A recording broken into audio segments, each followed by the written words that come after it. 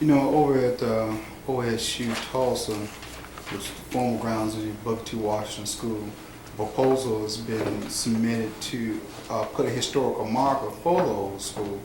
Could you share with me that night of you guys were getting ready to for your prom? Or that night of the What, the night of the prom? Uh-huh.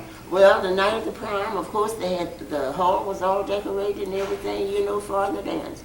But the night of the prom, this Stratford Hotel was on the corner of Eastern and Greenwood. But, you know, that was right in the, where there was a whole lot of bad shooting going on and stuff. And that was all canceled. And that hotel, you know, was torn down. They just demolished it.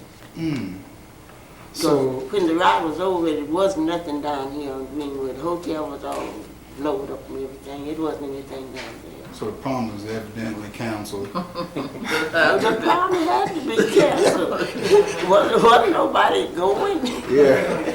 So E.L. Goodwin, the founder of the Oklahoma Eagle, was one of your classmates then, right? Huh?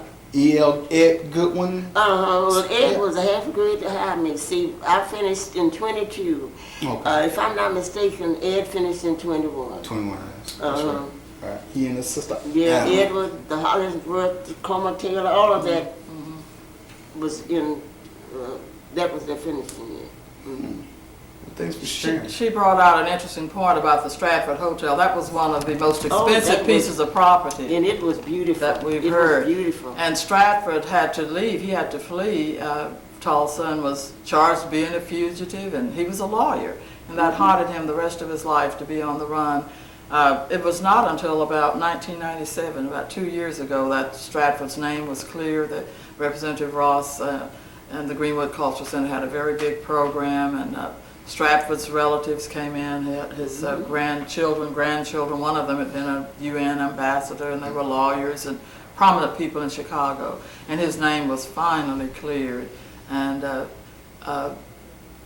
still, they've not ever been paid a cent for those losses, and that will be one of the issues that this commission will be considering. And I think to date that the Stratford Hotel still to date was the only black-owned hotel in the United States.